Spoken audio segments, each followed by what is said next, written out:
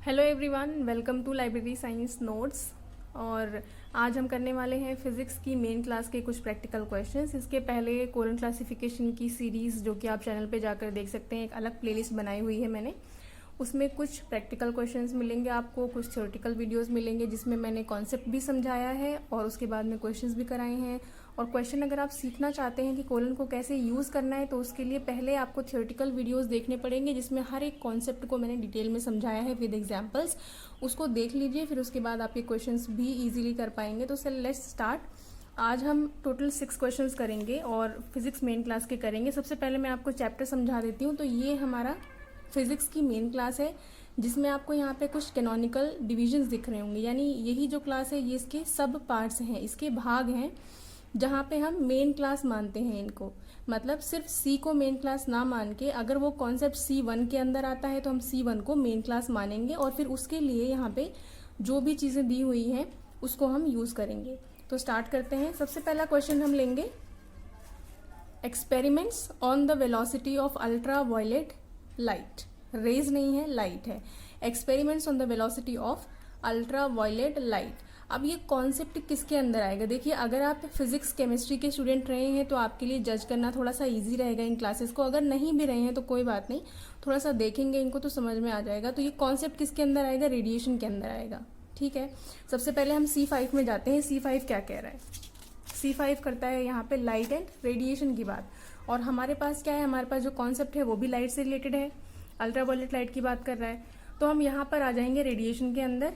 C5 में आ गए। अब यहाँ पे इसकी पर्सनैलिटी, एनर्जी सब कुछ अलग से दी हुई है। ये एक कैनोनिकल क्लास है जिस क्लास के लिए अलग से सारे डिवीजन यहाँ पे बनाकर दिए हुए हैं, हमें उसमें से ही यूज़ करना है। तो मैं C5 में गई। C5 के अंदर रेडिएशन मिला मुझे। फिर उसके अंदर 2 नंबर पे हम देखेंगे प्रोपगेशन की बात हुई है। उसके अंदर आप देखेंगे 2-1 किस चीज़ की बात कर रहा है? तो वो वेलोसिटी की बात कर रहा है। वेलोसिटी मिल गया मुझे। ठीक है, अब यहाँ तक की चीज़ें तो मिल गई। अब बचा क्या है? नेक्स्ट 2-1 वेलोसिटी के बाद हमारे पास एक्सपेरिमेंट का नंबर बच गया। तो क्या इसमें कहीं C5 के अंदर आपको एक्सपेरिमेंट दिख रहा है? आपके पास अगर बुक है तो भी और नहीं है तो भी आप इसको देख सकते हैं क्लियरली। इसमें आपको एक्सपेरिमेंट का नंबर कहीं नहीं मिलेगा।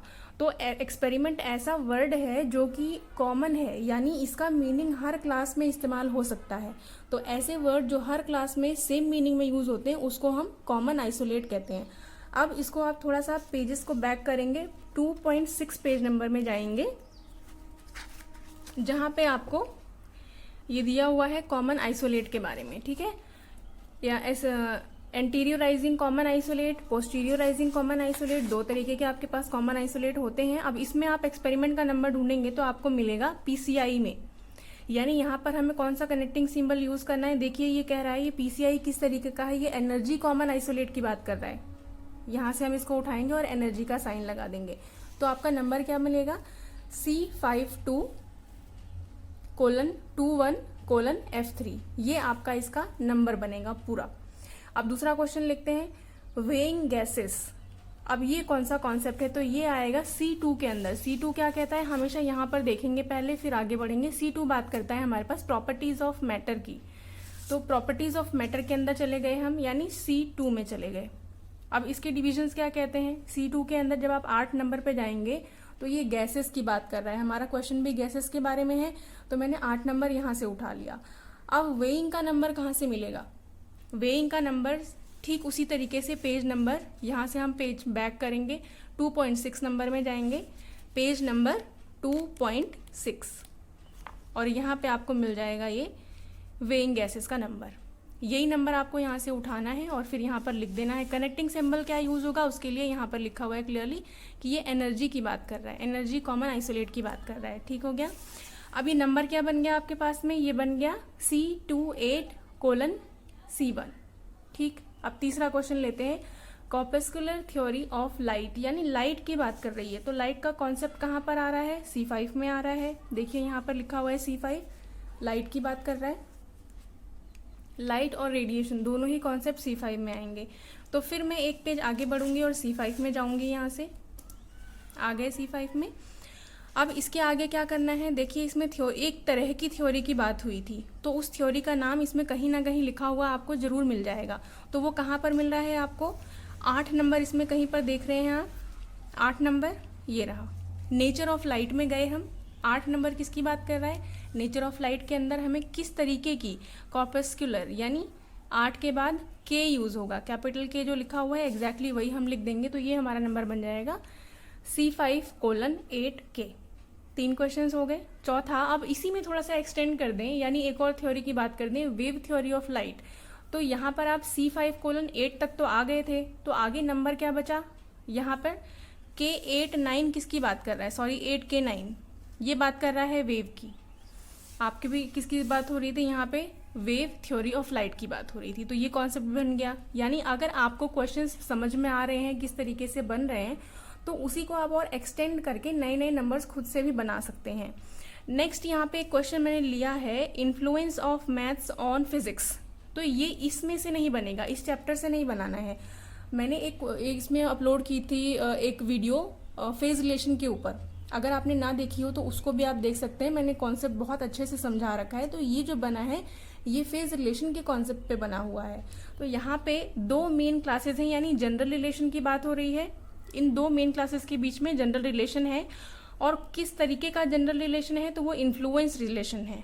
ठीक है, इन्फ्लुएंस रिलेशन को हम जी से रिप्रेजेंट करते हैं, तो मैंने यहाँ पे स्मॉल जी का इस्तेमाल किया है। मेन क्लासेस का नंबर है C और B, C यानी फिजिक्स, B यानी मैथमेटिक्स, और कनेक्टिंग सिंबल होता है 0, तो उससे मैंने इनको जोड़ दिया है। अब यहाँ पे मैथ्स का नंबर बाद में और फिजिक्स का नंबर पहले क्यों आया है, क्योंकि ये इन्फ्लुएंस रिलेशन है। इन्फ्लुएंस यानी कि इसमें मैथ्स यानी influence of maths on physics, तो किसका प्रभाव किस पर पड़ रहा है। देखिए फिजिक्स जो है वो इन्फ्लुएंस हो रहा है, तो जो इन्फ्लुएंस फेज होता है वो पहले आता है, और मैथ जो है वो इन्फ्लुएंस डाल रहा है, यानी प्रभाव डालने वाला विषय है। तो जो इन्फ्लुएंसिंग फेज होता है वो बाद में आता है।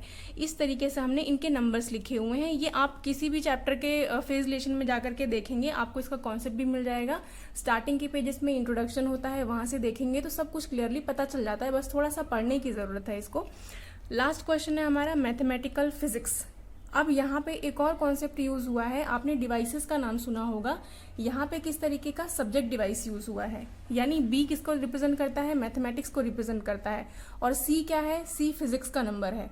तो इस तरीके का इसका इस्तेमाल करके मैंने ये नंबर बनाया है। तो ये हो गए 6 क्वेश्चंस। इनको आप एक बार खुद से बनाने की कोशिश कीजिए, क्वेश्चंस को पढ़िए, और अगर कोई दिक्कत होती है तो जो इसका इंट्रोडक्शन पार्ट दिया हुआ है, ये तो चैप्टराइजेशन है। स्टार्टिंग में हर एक चैप्टर का इंट्रोडक्शन पार्ट दिया हुआ है, उसमें रूल्स लिखे हुए हैं, उसको पढ़ेंगे तो बहुत हद तक क्लियर हो जाएंगी चीज़ें। फिर भी अगर कुछ डाउट रह जाए तो कमेंट करके ज़रूर पूछिएगा। Thank you. और अगर वीडियो यूजफुल लगा हो तो चैनल को सब्सक्राइब ज़रूर करें फॉर मोर वीडियोज़।